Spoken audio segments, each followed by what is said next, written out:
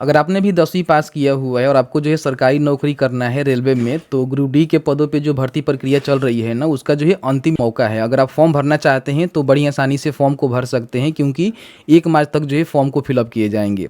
इस वीडियो में जो है पूरी जानकारी हमने बताया हुआ है, किस तरह से स्टेप बाय स्टेप जो है फॉर्म को भरना है। काफ़ी सारे अभ्यर्थी ऐसे हैं जिनको जो है पेमेंट करने में दिक्कत आ रहा है, जो भी फोटो सिग्नेचर अपलोड करने में दिक्कत आ रहा है, आरआरबी का जो है सिलेक्शन करने में दिक्कत आ रहा है। पूरी जानकारी हमने इस वीडियो में कवर किया हुआ है। अभी तक आपने फॉर्म को फिलअप नहीं किया हुआ है तो इस वीडियो को देख लीजिएगा कैसे जो है फॉर्म को भरना है, और कहीं भी किसी प्रकार की गलती नहीं करना है। नहीं तो अंतिम जो है लास्ट डेट चल रहे हैं, कहीं ना कहीं गलती करेंगे तो आपका जो एप्लीकेशन फी है वो भी यहाँ पे मान लीजिए फालतू में कट जाएंगे और कोई फायदा भी नहीं होने वाले हैं। ठीक है, तो प्लीज़ इस वीडियो को शुरू से अंत तक लेकर जरूर देखिएगा, और वीडियो थोड़ा सा भी अच्छा लगे तो प्लीज़ वीडियो को लाइक जरूर करिएगा। चलिए आज का वीडियो शुरू करते हैं। इनके ऑफिशियल पोर्टल पे आएंगे तो आपको यहाँ पे देखने को मिलेगा कि इनका जो एप्लीकेशन क्लोजिंग डेट है ना 1 मार्च रखे गए हैं, यानी कि कल के डेट में इसका जो आवेदन फॉर्म है ना वो क्लोज कर दिए जाएंगे। अभी तक आपने जो है ग्रुप डी के पदों पे भर्ती के लिए आवेदन नहीं किया हुआ है तो जरूर आवेदन करें। फॉर्म भरने के लिए सबसे पहले अप्लाई वाले सेक्शन पे आपको जाना होगा। अगर आप न्यू यूजर हैं, अभी तक आपने इस पोर्टल पे जो अपना रजिस्ट्रेशन नहीं किया हुआ है, तो सीधे आपको जो है अकाउंट यहाँ पे क्रिएट करके जो है फॉर्म को भरना है। लेकिन आप किसी भी प्रकार की रेलवे के भर्ती के लिए फॉर्म को अप्लाई किया था और अपना जो अकाउंट है क्रिएट किए हुए हैं, तो सीधे यहाँ से लॉगिन करके फॉर्म भर सकते हैं, जिसकी जानकारी हमने आगे बताया हुआ है। अकाउंट क्रिएट करेंगे तो यहाँ पे सबसे पहले अपना जो नेशनलिटी है आपको बताना होगा। मैट्रिक के सर्टिफिकेट के अनुसार जो भी आपका नेम है यहाँ पे लिखेंगे और दोबारा यहाँ पे आपको रीटाइप करना है। अगर आपने कभी भी नाम चेंज किया हुआ है तो यस करके बता सकते हैं, उसके लिए आपको गैजेट नोटिफिकेशन देनी पड़ेगी। नहीं किए हैं तो नो करेंगे।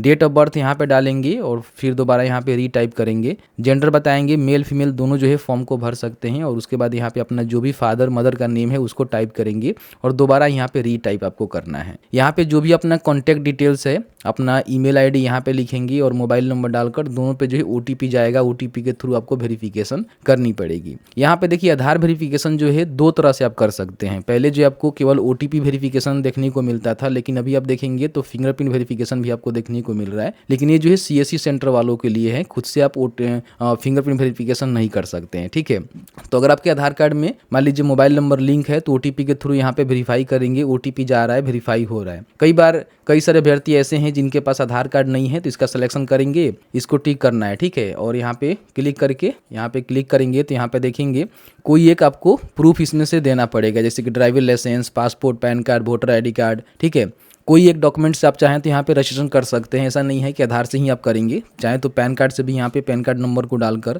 कहाँ से इशू हुआ है, इशू का डेट क्या है, यहाँ बताकर रजिस्ट्रेशन कर सकते हैं। ठीक है, तो देख लीजिएगा अगर आपके पास आधार कार्ड नहीं है उस कंडीशन में, अगर आपके पास आधार कार्ड है तो यहाँ पे आधार कार्ड की जानकारी डालेंगे, ओटीपी के थ्रू वेरीफाई करके आगे बढ़ेंगे। ठीक है, यहाँ पे जो है पासवर्ड आपको क्रिएट करना है, तो कुछ भी पासवर्ड आप रख सकते हैं जो आपको अच्छा लगे। उस पासवर्ड को यहाँ पे रिकन्फर्म करेंगे और फिर यहाँ पे कैप्चा को फिल करेंगे, यानी कि टिक करेंगे, और फिर भी वन क्रिएट अकाउंट के बटन पे क्लिक करेंगे। जो भी जानकारी आपने फिल आउट किया हुआ है पूरी जानकारी आपको देखने को मिलेगा, जिसको आपको चेकआउट कर लेना है। उसमें किसी प्रकार की कोई गलती आपने किया हुआ है तो उसको एडिट कर लीजिएगा। उसके बाद जो है रजिस्ट्रेशन आपको कंप्लीट कर लेना है। जैसे ही आपका रजिस्ट्रेशन कंप्लीट होता है तो अब यहाँ पे आपको लॉगिन करना होता है, या फिर मान लीजिए आपने पहले से यूजर आईडी बनाया हुआ है तो भी आपको यहाँ पे लॉगिन ही करना होता है। लॉगिन करने के लिए देखेंगे तो आपके पास जो है 2 ऑप्शंस अभी दिए जा रहे हैं। आप चाहें तो अपने आधार कार्ड के माध्यम से सीधे यहाँ पे लॉगिन कर सकते हैं, नहीं तो आपके पास यूजर आईडी पासवर्ड है तो उसके माध्यम से भी लॉगिन कर सकते हैं। यूजर आईडी में अपना जो भी मोबाइल नंबर, ईमेल आईडी है, दोनों में से कोई एक डालेंगे। जो अपने पासवर्ड क्रिएट किया है उस पासवर्ड को यहाँ पे डालेंगे। पासवर्ड पता नहीं है तो यहाँ से फॉरगेट भी कर सकते हैं। ठीक है, आई एम नॉट रोबोट के बटन पर क्लिक करेंगे, लॉगिन के बटन पर क्लिक करेंगे। अब जैसे ही क्लिक करेंगे तो यहाँ पे पूछेगा कि ओटीपी जो है किससे वेरीफाई करना चाहते हैं। तो अगर आप चाहें तो मेल आईडी से भी कर सकते हैं, आप चाहें तो यहाँ पे अपने मोबाइल नंबर से भी कर सकते हैं। मेल आईडी का सिलेक्शन करेंगे यहाँ पे तो आपके जो भी मेल आईडी है वहाँ पे ओटीपी सेंड किया जाएगा। अगर मोबाइल नंबर का सिलेक्शन करेंगे तो मोबाइल नंबर पे ओटीपी सेंड किया जाएगा। ओटीपी यहाँ पे डालेंगे, लॉगिन के बटन पे क्लिक करेंगे। रेलवे ग्रुप डी के जो भी प्रीवियस ईयर्स के क्वेश्चन है ना उसका जो सेट आप लगाना चाहते हैं, यानी कि प्रैक्टिस सेट लगाना चाहते हैं, तो आपके लिए परीक्षा मार्ग के जो भी स्पॉट टीम है ना उनके द्वारा जो है एक पीडीएफ आपका जो है प्रैक्टिस सेट बनाया गया है, जिसके माध्यम से बहुत आसानी से जो प्रेस्टिक है ना आंसर की के साथ आप यहाँ पे कर सकते हैं। और ये जो हिंदी माध्यम में रहेगा आपका जो है प्रिंटेबल रहेगा, पीडीएफ फॉर्मेट में आप इसको डाउनलोड करेंगे। इसमें देखेंगे तो general science, mathematics, general intelligence and reasoning, general awareness के जो भी सब्जेक्ट है ना उसको कवर किए गए हैं। इसकी हम प्राइस की बात करें तो 299 का यहाँ पे रहने वाला है, लेकिन 67% जो है ऑफ आपको देखने को मिल रहा है। तो मात्र जो है 101 रुपया में आप इसको परचेज कर सकते हैं, जिसमें आपको 99 जो है सेट यहाँ पे देखने को मिलेंगे। परीक्षा mark.in पे आपको आना होगा, जिसका लिंक हमने नीचे उपलब्ध करवाया हुआ है। यहाँ पे जो है सबसे पहले बाई नाउ के बटन पे क्लिक करेंगे और यहाँ पे जो भी अपना डिटेल्स है, जैसे कि मान लीजिए आप इसको बाई कर रहे हैं तो अपना जो भी नाम, फोन नंबर, ईमेल आईडी और यहाँ पे एक पासवर्ड जो है कुछ भी आप क्रिएट कर लेंगे और क्रिएट करने के बाद यहाँ पे प्लेस ऑर्डर के बटन पे क्लिक करेंगे तो यहाँ पे देखेंगे तो पेमेंट गेटवे खुल के आएगा, जहाँ पे QR कोड के माध्यम से बड़ी आसानी से अपना जो पेमेंट है ना वो यहाँ पे कंप्लीट कर सकते हैं। नेट बैंकिंग कार्ड, UPI भी एक्सेप्टेड होता है, जिससे भी आप पेमेंट करना चाहते हैं उससे भी आप पेमेंट यहाँ पे चाहें तो कर सकते हैं। और जैसे ही पेमेंट आपका कंप्लीट होगा तो आप यहाँ पे देखेंगे तो इस तरह से आपके सामने जो है थोड़ा सा प्रोसेसिंग के लिए जो है समय लेता है और फिर इस तरह से आपका जो ऑर्डर है ना वो यहाँ पे कंप्लीट हो जाता है। ठीक है, उसके बाद यहाँ पे देखेंगे तो आपको जो है PDF यहाँ पे डाउनलोड करने का बटन मिलेगा। माई अकाउंट के सेक्शन में जाएंगे तो ठीक है, यहाँ से अपना जो भी PDF है उसको डाउनलोड कर सकते हैं। का जो PDF है ना डाउनलोड हो जाएगा, जिसे आप चाहें तो प्रिंट भी कर सकते हैं और अपना जो भी प्रैक्टिस सेट है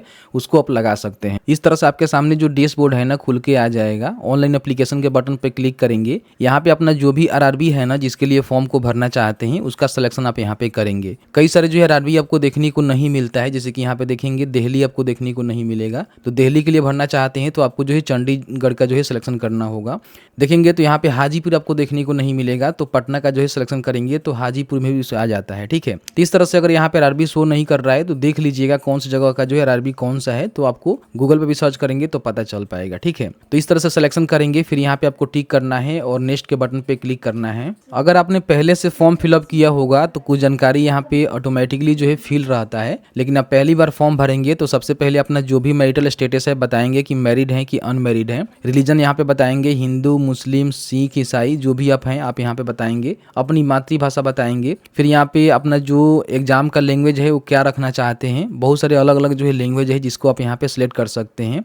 अपने शरीर पे कहीं भी कट का, तिल का निशान है तो दो जो है पहचान आपको यहाँ पे देना होता है, जिसको आप यहाँ पे मैनुअली टाइप करेंगे। ठीक है, यहाँ पे जो भी कम्युनिटी डिटेल्स है ना इसको आपको फिल करना होता है। तो आप जिस भी कैटेगरी से आते हैं उस कैटेगरी का जो है सिलेक्शन करेंगे और उसके रिलेवेंट जो है आपको डॉक्यूमेंट भी अपलोड करना पड़ता है, यानी कि वेरिफिकेशन का समय देना पड़ता है और उसकी जानकारी भरना पड़ता है। जैसे कि मान लीजिए कोई SC ST से आता है तो अपना जाति प्रमाण पत्र की जानकारी यहाँ पे भरेगा, जैसे कि उसका सर्टिफिकेट नंबर है। ठीक है, सर्टिफिकेट जो है कहाँ से इशू हुआ है देखेंगे तो यहाँ पे बहुत सारे ऑफिसर्स है जिसके माध्यम से अपने इशू करवाया होगा तो उसका सिलेक्शन यहाँ पे कर सकते हैं। इसमें से किसी एक ऑफिसर के माध्यम से आपका जो प्रमाण पत्र है ना वो इशू होनी चाहिए। ठीक है, उसके बाद यहाँ पे स्टेट आप बताएंगे कौन से स्टेट से आपका जो है जाति प्रमाण पत्र बना हुआ है, उसका डेट क्या है, और बाकी आपको ट्रेवल पास चाहिए, SC ST को मिलता है तो आप यहाँ पे यस करके ले सकते हैं। बाकी आप OBC से आते हैं तो जो भी OBC NCL होता है, अगर NCL करते करते आते हैं तो यस करके उसकी जानकारी यहाँ पे आपको देना होगा। कास्ट की जानकारी भी आपको बताना होगा किस कास्ट से आते हैं। कम्युनिटी सर्टिफिकेट नंबर यहाँ पे लिखेंगे और जो भी अपना कम्युनिटी का इशू अथॉरिटी है वो बताएंगे कि आपका जो सर्टिफिकेट है कौन से ऑफिसर के द्वारा इशू किया गया है। फिर उसका यहाँ पे स्टेट बताएंगे और उसके बाद यहाँ पे जो भी डेट है वो आपको मेंशन करके यहाँ पे भरना होगा।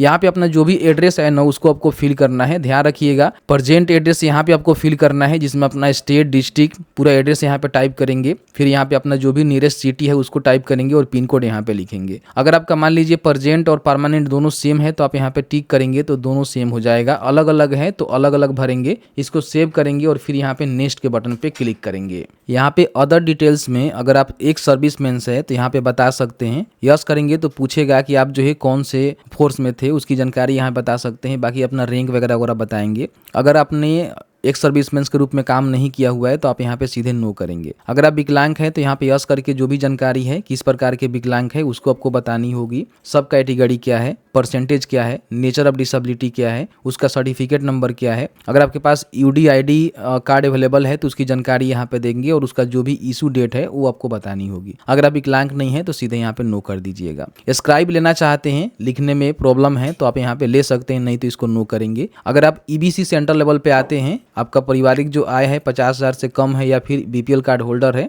तो सेंट्रल लेवल में जो है ईबीसी एक जो है कैटेगरी के माध्यम से आपको बेनिफिट दिया जाता है, तो इसका सिलेक्शन करके आप इसकी प्रमाण पत्र आपको देना पड़ता है। नहीं आते हैं तो सीधे यहाँ पे नो करेंगे। बाकी यहाँ पे रेलवे में आप सर्विस दे रहे हैं तो यहाँ पे यस करके बता सकते हैं कि आप जो है वहाँ से एनओसी लिए हैं कि नहीं लिए हैं, कौन से कैटेगरी में अपना सेवा दे रहे हैं वो आप बता सकते हैं। नहीं तो यहाँ पे नो करेंगे। बाकी करंट में आप कहीं भी काम कर रहे हैं जैसे कि सेंट्रल गवर्नमेंट, स्टेट गवर्नमेंट या फिर पीएसयू में, तो आप यहाँ पे बता सकते हैं, नहीं तो नोट एप्लीकेबल करेंगे। अगर आपने एनएसी से जो अप्रेंटिसशिप होता है जो कि एनसीवीटी से अप्रूव्ड होता है उससे आपने ट्रेनिंग लिया हुआ है तो आप यहाँ पे यस करके उसकी जो भी जानकारी है भर सकते हैं। ठीक है, यहाँ पे कौन से ट्रेड से आपने किया हुआ है, ट्रेनिंग कब से लेकर जो है कब तक आपने कंप्लीट किया हुआ है, और आपका जो रिजल्ट है ना वो डिक्लेयर हो गया है कि नहीं हो गया है, तो ये जानकारी आपको भरना होगा। अगर आपने नहीं किया हुआ है सीधे यहाँ पे नो कर दीजिएगा। 10th बेसिस पे फॉर्म को भर सकते हैं, कोई भी दिक्कत नहीं है। इसमें जो भी आप एप्लीकेशन फ़ी के रूप में पैसे पेमेंट करते हैं वो जो है रिफंडेबल होता है। तो जो भी पैसा है वो कौन से बैंक खाता में आपको रिफंड लेना है उसकी जानकारी आपको बताना होगा, क्योंकि सीबीटी एग्जाम में अपीयर होते हैं उसके बाद पैसे जो है रिफंड कर दिए जाते हैं। तो अकाउंट होल्डर का नेम यानी कि अपना नेम लिखेंगे, यहाँ पे जो भी अपना बैंक अकाउंट है उसको डालेंगे, फिर बैंक अकाउंट को यहाँ पे कंफर्म करेंगे, आईएफएससी कोड डालेंगे, कंफर्म के बटन पर क्लिक करेंगे तो पूरी आपकी बैंक की डिटेल्स यहाँ पे फैच कर ली जाएगी। सेव के बटन पर क्लिक करेंगे, नेक्स्ट के बटन पे क्लिक करेंगे। यहाँ पे क्वालिफिकेशन की जानकारी आपको ऐड करना है। ग्रुप डी के पदों पे भर्ती हो रहे हैं तो केवल 10वीं पास हैं तो फॉर्म को भर सकते हैं। अगर आपने कभी भी फॉर्म को फिलअप किया होगा तो 10वीं का जो डिटेल्स है ऐड किया होगा तो यहाँ पे आपको देखने को मिल जाता है। अगर आपने ऐड नहीं किया है तो यहाँ से 10वीं की जानकारी जो है आपको सिलेक्ट करके और यहाँ पे जो भी जानकारी है जैसे कि यहाँ पे आपसे मांगी जाएगी कि क्वालिफिकेशन में देखेंगे तो मैट्रिक आपको देखने को मिलेगा, बिहार से किया हुआ है तो बिहार, अदर किसी स्टेट से किए हैं तो उस स्टेट का सिलेक्शन करेंगे, डिस्ट्रिक्ट का सिलेक्शन करेंगे, कौन से बोर्ड से आपने किया हुआ है, डेट ऑफ पासिंग क्या है, रोल नंबर क्या है और जो भी आपका सर्टिफिकेट का सीरियल नंबर है वो क्या है। यहाँ पे डालकर जो है ऐड के बटन पर क्लिक करेंगे तो इस तरह से आपका मैट्रिक का जो जानकारी है यहाँ पे ऐड हो जाएगा। कई सारे अभ्यर्थी ऐसे हैं जो कि आईटीआई भी किए हुए हैं तो आईटीआई का सिलेक्शन करके बता सकते हैं कौन से स्टेट से किए हैं, स्टेट कौन सा है, ठीक है, डिस्ट्रिक्ट कौन सा है, फिर यहाँ पे इंस्टीट्यूट का नेम क्या है, कब आपने पास किया, सर्टिफिकेट नंबर क्या है और आपका जो सर्टिफिकेट है एनसीवीटी या फिर एससीवीटी से हुआ है उसकी जानकारी बताएंगे और यहाँ पे जो भी सर्टिफिकेट टाइप है वो बताएंगे कि एनटीसी है या फिर एसटीसी है। अपने हिसाब से जानकारी यहाँ पे भरेंगे। अगर आपने किया हुआ है, नहीं किया है तो छोड़ सकते हैं। अगर आपने एनएससी से अप्रेंटिसशिप किया हुआ है तो उसकी भी जानकारी आप चाहें तो यहाँ पे भर सकते हैं। लेकिन आपके पास आईटीआई नहीं है, एनएससी से आपने अप्रेंटिसशिप भी नहीं किया हुआ है तो कोई बात नहीं है, केवल जो है 10वीं आपने किया हुआ है तो उसके बिहाफ पे फॉर्म को भर सकते हैं। तो यहाँ पे जानकारी भरने के बाद जो है आपको यहाँ पे ऐड करेंगे तो जानकारी यहाँ पे ऐड हो जाता है। उसके बाद नेक्स्ट के बटन पे क्लिक करेंगे। यहाँ पे आपको जो है फोटो अपलोड करना है तो यहाँ पे सैंपल देख लीजिएगा। इस प्रकार से जो है फोटो आपका नहीं होनी चाहिए, इस प्रकार से साफ सुथरा आपका फोटो जो है व्हाइट बैकग्राउंड के साथ होनी चाहिए। बाकी डायमेंशन की बात करें तो 320 × 240 पिक्सल में होनी चाहिए, 50 से लेकर जो है 100 KB के बीच में। 2 महीना ज़्यादा जो है फोटो पुराना नहीं होनी चाहिए और व्हाइट बैकग्राउंड पर रहनी चाहिए। इन बातों को ध्यान रखेंगे। फोटो का साइज बनाने के लिए imresizer.com सर्च करेंगे तो फर्स्ट में इनका जो है ऑफिशियल वेबसाइट देखने को मिलेगा। ओपन करके यहाँ पे जो भी अपना फोटो है उसका सिलेक्शन करेंगे और यहाँ पे जो भी पिक्सल है ना इसमें सेट करके जो भी पिक्सल बताए गए हैं आप यहाँ पे देखेंगे तो बोला गया है कि 320 × 240 में होनी चाहिए। तो यहाँ पे 320 आपको डालनी होगी, जैसे कि इस तरह से हम डाल देते हैं और 240 यहाँ पे, ठीक है। उसके बाद यहाँ पे फॉर्मेट में आपको जेपीजी रखना है और यहाँ पे केबी जो है आप देख लीजिएगा 50 से 100 KB के बीच में बोला गया है तो उसके बीच में आपको रखना है और यहाँ से डाउनलोड करके आप यहाँ पे इजिली अपलोड कर सकते हैं। चूज फाइल के बटन पर क्लिक करके इस तरह से देखेंगे तो आपका जो फोटो है ना वो अपलोड हो जाता है। मैंने ऑलरेडी जो है अपलोड किया हुआ है, प्रीवियस भर्ती के लिए फॉर्म फिलअप किया था। तो नीचे आएंगे तो यहाँ पे सिग्नेचर आपको अपलोड करना है जो कि जेपीजी फॉर्मेट में होनी चाहिए, 140 × 60 पिक्सल में होनी चाहिए, 30 KB से लेकर जो है 50 KB के बीच में होनी चाहिए, ठीक है। ध्यान रखिएगा ब्लैक या फिर ब्लू इंक से व्हाइट पेपर पे सिग्नेचर आप करे होंगे उसको स्कैन करके ही अपलोड करना होगा। तो इसका भी साइज आप यहाँ पे आकर बना लीजिएगा, बड़ी आसानी से बन जाता है। कई बार जो है इसका साइज छोटा हो जाता है तो इंक्रीज जो है कर सकते हैं, उसके लिए फोटो इंक्रीजर आप जो है सर्च करके और वहां से कर सकते हैं, कोई भी दिक्कत नहीं है। इसको भी यहाँ पे आपको ब्राउज करना है, अपलोड करना है, इस तरह से आपका जो सिग्नेचर है ना अपलोड हो जाता है, ठीक है। उसके बाद सेव करेंगे, नेक्स्ट के बटन पे क्लिक करेंगे। अब यहाँ पे आपको जो है पोस्ट का प्रेफरेंस देना है। जैसे कि मान लीजिए किस पोस्ट को आप फर्स्ट में रखना चाहते हैं, उसके सामने प्लस का आइकन है उस पर क्लिक करेंगे तो फर्स्ट में आ जाएगा। इसको ऊपर नीचे भी करना चाहते हैं तो कर सकते हैं। फर्स्ट का मतलब ये होता है कि सबसे पहले आपको जो है इसमें प्रेफरेंस मिलेगा, अगर इसमें आपका नहीं होता है तो फिर इसके नीचे वाले पोस्ट में होगा। तो इस तरह से पोस्ट का जो प्रेफरेंस है अपने हिसाब से दे सकते हैं। देख लीजिएगा कौन सा पोस्ट आपके लिए बेहतर है और कौन से पोस्ट पे आप काम करना चाहते हैं। उसके रिगार्डिंग आपको खुद से जो है रिसर्च करना होगा। नेट पे देख सकते हैं, गूगल पे सर्च करके जानकारी देख सकते सकते हैं कि कौन सा पोस्ट आपके लिए बेहतर है, क्योंकि इसके लिए जो है अलग से वीडियो बन सकता है, इसमें कवर करना संभव नहीं है। तो इस तरह से पोस्ट का प्रेफरेंस जो है दे दीजिएगा, सभी पोस्ट का प्रेफरेंस जरूर दीजिएगा, अच्छा रहेगा। यहाँ पे आपको टिक करना है, फिर यहाँ पे आपको डिक्लेरेशन देना है, प्लेस लिखना है जहाँ से फॉर्म को भर रहे हैं। उसके बाद यहाँ पे आपको प्रीव्यू एप्लीकेशन के बटन पर क्लिक करना है। जैसे ही प्रीव्यू के बटन पर क्लिक करेंगे तो आपने जो भी जानकारी फिल आउट किया हुआ है पूरी जानकारी आपको यहाँ पे देखने को मिलेगा। जो भी आपने पोस्ट का प्रेफरेंस दिया हुआ है वो भी आपको यहाँ पे देखने को मिलेगा। आपको लगता है कि सभी जानकारी सही है तब आपको सबमिट करना है, लेकिन आपको लगता है कि आपने जो है कहीं कुछ जानकारी जो है गलत टाइप कर दिया हुआ है, मिस्टेक से आपने सेलेक्ट कर लिया हुआ है, तो आप यहाँ पे एडिट के बटन पर क्लिक करके सबसे पहले उसको एडिट जरूर कर लेंगे, क्योंकि फाइनल सबमिट करने के बाद एडिशन का जो है मौका आपको देखने को नहीं मिलता है। आपको लगता है सभी जानकारी सही है तो यहाँ पे आपको क्लिक करना है, और क्लिक करने के बाद यहाँ पे सबमिट के बटन पे आपको क्लिक करना है। तो जैसे ही सबमिट के बटन पर क्लिक करेंगे तो बोलेगा कि आप जो है इसको सबमिट करना चाहते हैं, तो सबमिट के बटन पर क्लिक करेंगे तो इस तरह से अब आपको एप्लीकेशन फी जो है यहाँ पे जमा करना है। तो यहाँ पे पे विथ SBI पे के बटन पे आपको क्लिक करना है, यहाँ पे आपको एग्री करना है, प्रोसीड के बटन पर क्लिक करना है।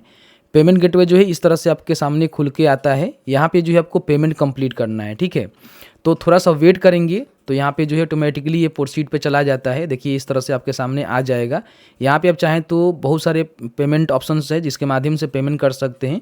UPI से भी करना चाहते हैं तो UPI से यहाँ पे करके पे नाउ के बटन पर क्लिक करेंगे और यहाँ पे QR कोड के माध्यम से अपना जो पेमेंट है ना वो यहाँ पे कंप्लीट आप कर सकते हैं, ठीक। थोड़ा सा आपको वेट करना होता है। पेमेंट करने के बाद इस तरह से देखेंगे तो आपका जो पेमेंट है ना यहाँ पे कंप्लीट हो जाता है। देखिए पेमेंट यहाँ पे सक्सेसफुल हो गया। यहाँ से एप्लीकेशन हिस्ट्री पे जाकर जो पेमेंट का हिस्ट्री है वो भी आप देख सकते हैं, और इसका जो प्रिंट आउट है आप चाहें तो यहाँ से निकाल सकते हैं। तो इस तरह से फॉर्म को भरना है। यहाँ पे देखेंगे तो पेमेंट जो है आपका कंप्लीट हो चुका है, यहाँ से प्रिंट आउट निकाल सकते हैं। जैसे कि आपने देखा कि मैंने जो है पूरी जानकारी बताया कि इस तरह से ग्रुप डी के पदों पे जो आवेदन फॉर्म है वो आपको भरने हैं, तो भर लीजिएगा, नहीं तो फिर लास्ट में क्या होगा कि 1 मार्च को इसका जो सर्वर है ना पूरी तरह से डाउन हो जाएगा, आप अच्छी तरह से जो है फॉर्म भी नहीं भर पाएंगे। तो अगर आपने फॉर्म को भर लिया हुआ है तो बहुत ही अच्छी बात है। फॉर्म को फिलअप नहीं किया हुआ है तो प्लीज़ जरूर फॉर्म को भर लीजिएगा। वीडियो देखने के लिए बहुत बहुत धन्यवाद।